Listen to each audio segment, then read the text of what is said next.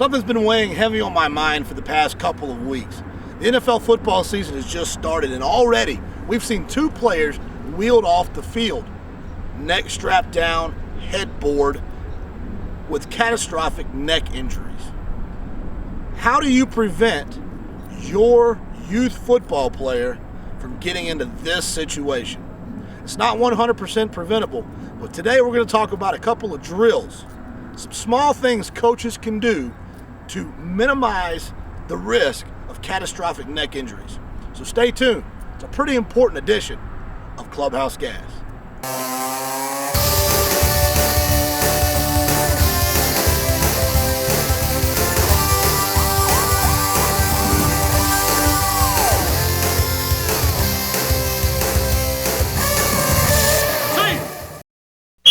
Today on Clubhouse Gas, I'm talking mainly to youth football coaches. I'm talking about 8 to 12, 8 to 14. To me, once you get 13 or 14, we're kind of talking middle school. So really, 8 to 12. Around here, about 8 years old, 7 and 8 years old, is when you start putting the pads on and hitting. What we're going to talk about is how to teach these kids to hit properly to protect themselves. Now, coaches, by the end of this, you're probably going to be twitching, ready to get to the message boards. Don't cut this thing off just so you can go to the message boards and yell at me because I'm telling you to do some things a little differently. That ain't the way our Bear Bryant did it, and that ain't the way Bob. I know it's different, but listen, Bear Bryant and Bobby Bowden back in the 60s and 70s thought that water made you weak too, and now we've found out that's different. So hear me out. We're going to try to do things a little bit differently, but the great thing about the drill I'm going to show you today is that parents, you can do this at home with your child. And the more you do this, not only are they going to be safer, but they're going to be more effective football players. The key is, and every football coach in the world teaches this, and if you don't, you need to. The number one rule in football is, no matter how big you are, the low man always wins. You want your players to be low. You try to teach your players to be low. But the problem is, a lot of the times, the tool we use to teach our kids to play low is pretty old. It's as old as old Coach Jim Lloyd, who fills in for me sometimes, and let me tell you, that's old. You're familiar with the steel cage that's out on most football fields. You have the kids put their helmets on and run underneath it to teach them to be low. In theory, it sounds good. A lot of people don't even think about why they do it. They just do it because that's the way it's always been done. But here's the problem. Here's the problem with that. Anytime you tell a 9-year-old kid to put his helmet on and run underneath the metal bar because you're teaching them to stay low because the low man always wins, the first thing that's going to happen is they're going to do everything the way you told them to the first time until they hit their head on that metal bar. And even with a helmet on, it hurts. So then the next time they go through, they're determined not to hit their head on the metal bar. Well, if you stop the argument right there, you say, well, isn't that exactly what we want? That gets them lower. We don't want them hitting their head on the metal bar. They're going to get lower. Right. The problem is this. The natural human reaction is to not duck your legs to get lower, not to bend your legs to get lower. It's to duck your head.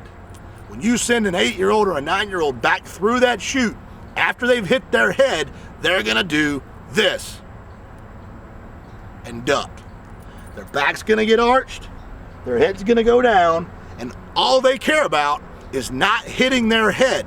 They've forgotten all the technique. They've forgotten everything you've told them about keeping their head up. The only thing they care about is not hitting their head.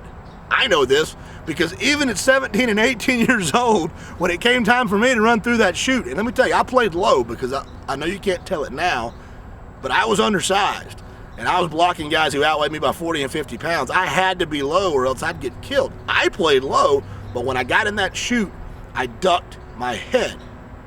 Now, if kids are developing that habit, kids learn through muscle memory. We do things over and over and over again because of muscle memory. And if kids are developing the habit of when they come off the ball, ducking their head so they don't get hit by the bar, when you tell them to get low, the first thing they're going to do is duck their head. And anybody who knows anything about neck injuries knows that's where it comes from. If they hit somebody with the top of their helmet, they stand the risk of being paralyzed and seriously injured for life. The trick is to get them to hit with the proper part of their face mask. All right? Here's an old helmet. Superstar football player played with this helmet. I'm not going to tell you his name, but I just take my word for it. That guy, he was super good. The first thing you look at is the face mask. You see the parts where it's eroded on the face mask? That's good stuff right there. Now, kids these days, they want to be pretty and they want to spray paint their helmets every game and all this stuff. But to me, these are battle scars. And what it also shows is where the hitting is done on this helmet. If you move up a little bit, you'll see the next set of scars is right here, here, and here. These are from drive blocks, hitting straight on and going forward. These are from reach blocks, where you drive and turn your head and turn your body to reach somebody, and the side of the head scrapes. What you don't see on this helmet is a lot of scratches up here. There are a couple. How do you get your kids to have scratches here? Very easy. Bring an old bed sheet to practice. Sounds crazy? Watch this. So I've already got you scratching your head, telling you not to have your kids run underneath the steel cage because it's bad for them. You're thinking I'm a wussy. Well, let me tell you something. You pretty much don't get any more old school when it comes to coaching football than old Casey Bass. I'm an old school coach. Let's get in the dirt, let's grind it out, let's run the ball and play defense. Throw the ball when you have to throw it and only when you have to throw it. But I'm telling you right now, if you do this drill as opposed to the steel cage drill, your players will have better form, they'll have better technique, and they're less likely to get hurt. And instead of using the metal cage, you're going to use a sheet. Bear Bryant would say you're a wussy for using a sheet at practice. Well, I want you to think about how good of a football team Bear Bryant would have had all those years he won those national championships if his players would have been properly hydrated. I know. Bear Bryant is the king of all football coaches. I appreciate that. Simple fact of the matter is, 40 years ago, we didn't know as much as we know now. And if he lived now and he had his players hydrated, them boys would have been studs. So here's what we're going to do. You're going to take your sheet, and you're going to get 2 players to hold it on one end and 2 players to hold it on the other end. Now, the key is you have to figure out how high you want it. The great thing about the sheet is you can go up and down. You can move it around. You're not locked into any one thing, and you can even move it based on the size of each player. You've got a 6-foot-tall 11-year-old, and then you've got a 4-foot-tall 11-year-old. You can just move the sheet up and down. The first thing you're going to do, though, is tell your kids to take their helmets off. We're going to run this drill without our helmet so that they can feel the sheet on the top of their head, and they'll know if they're too high or not, because if they have their helmet on, they'll never know if they're touching the sheet or not, unlike the steel bar that'll knock them out and give them a concussion. All right? So what you want to do is you want to figure a spot, take your average size kid, find a spot just above his belly button, and that's where you want to start with it. You can always move down. That's where you want to start with it. All I've got is an old bed sheet that my wife uses for painting. This is an old painting bed sheet that we use as a drop cloth. You're going to bring it out here, it's going to get dirty. You pull it tight, you hold it there, and then you have your kids run under it. Now, once you've got everybody's hands free, you can go to the other side of the sheet, get down on one knee, look through the chute, and see if you see your kids' eyes. And if your kids are breaking eye contact with you, that means their head's down. And you can immediately fix that problem. You have them do this until they can all do it repeatedly with their eyes closed, without touching the sheet, and without breaking eye contact with you. If you do this, you train them muscle memory. They're used to running through the sheet with their head up. Then you add the helmet back in and have them do it again with their helmet on.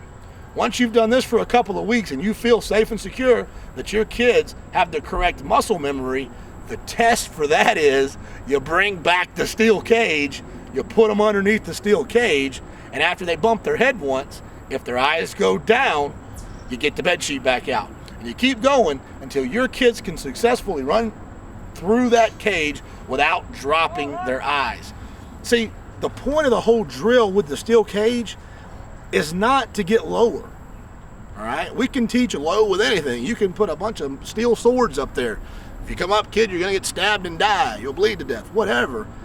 They're going to get low. The point is to make sure they have proper technique and that their neck is bowed. You get into a problem when your neck's not bowed. As long as you're leading with your face mask and your neck is bowed, you're going to be all right. But when you're training kids at an early age to run underneath the steel cage and they hit their head the first time, their head's going to go down and it's going to open their neck up, it's going to straighten out their spinal cord, and it's going to open them up to a potentially serious, catastrophic spinal cord injury, which is what none of us want. It's what none of us want. So coaches, this week in your practice day to day, the 3 plays you're going to practice, you know the 3 plays that you're not probably ever going to run, but you're going to practice them every day. The fake field goal that LSU just ran where the guy throws it over his shoulder without looking, you're going to practice that one.